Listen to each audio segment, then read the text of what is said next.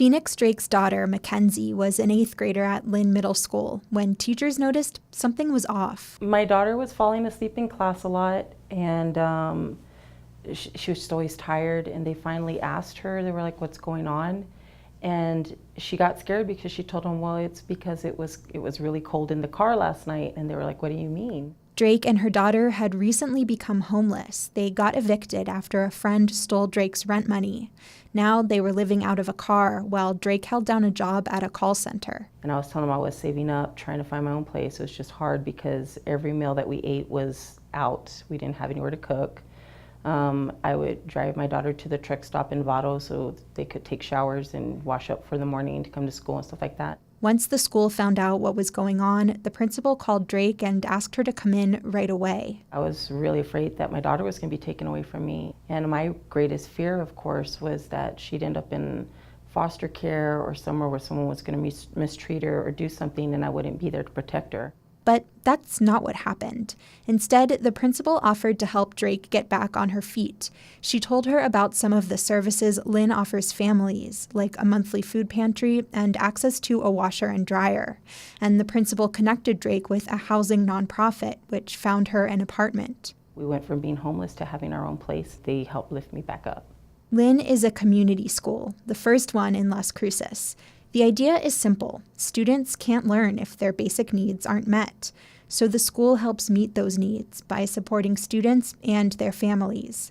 Brenda Ballard is the principal at Lynn. It's all about just trying to take away those barriers to learning and trying to give them what they need to be healthy and safe and their basic needs taken care of so that they can focus on instruction. Ballard says it's hard to concentrate if you're hungry or have a bad toothache. So Lynn partners with local nonprofits, businesses, and government agencies to bring much-needed services to the school. Roadrunner Food Bank hosts that monthly food pantry. Ben Archer Health Center provides mental health care. Doña Ana Community College started up a dental clinic inside the school. Elmer Gonzalez directs the dental hygiene program at the community college. He says Lynn was a great fit for the first school-based dental clinic. It qualifies as a 100% free and reduced lunch school, an indicator of poverty. We want to provide services to the community and children who have no insurance, who have limited access to dental health care services. And also we want to be able to provide the services on site because that's going to allow the kids to not miss so much school. And the parents don't have to miss work or worry about transportation. We also have different kinds of things like sanitary napkins if they need to take them home. Sylvia Chavez is the community administrator at Lynn. She stands in the community room, a bright space with a healthy snack bar and racks of donated clothing free for the taking. Chavez's job is essentially to coordinate all these community partnerships.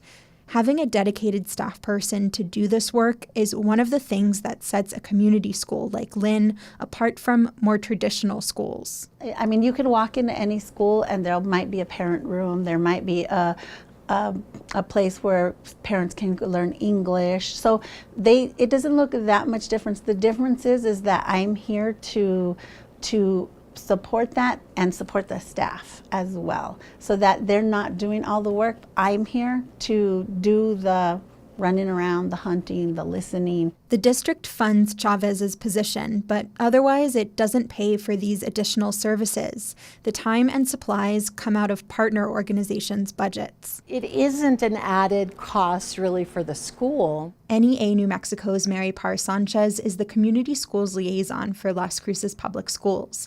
She says a study in Albuquerque, which has more than 20 community schools, found that for every dollar spent on a coordinator like Chavez, there was a $7 return on investment because of all the services that were brought in. Sanchez helped bring the community school model to Las Cruces. She said Lynn made sense as a pilot, not just because of its demographics, but because of its location. We thought for a real community school, it needed to be kind of a walking school where there were neighborhoods around it. So that puts out several of our middle schools because most kids get bused in. But at Lynn, there is a rich, vibrant community that surrounds it. Sanchez says in just 2 years, Lynn has already seen a boost in attendance rates and a drop in out-of-school suspensions. Now she's working to transform more schools. The city of Las Cruces and Las Cruces Public Schools are forming a joint board to expand the model. Mayor Ken Miyagashima says the city may approve up to $70,000 in annual funding to support the effort. The goal is to expand to 3 or 4 new schools next year. For her part, parent Phoenix Drake would love to see more community schools. She says she hadn't been living in Las Cruces for very long when the school stepped in to offer help. They made me feel like I had grown up here, like I had been living here my whole life. Like, you're one of us and we need to take care of you. So it helped us to open up and be real about our situation and tell them exactly what we needed help in, because we're the kind of people that we don't ask for help. We just figure it out. And when we understood that the school really was trying to help us, we felt comfortable enough to be honest, and we were able to receive that help. For KRWG Public Media, I'm Mallory Falk.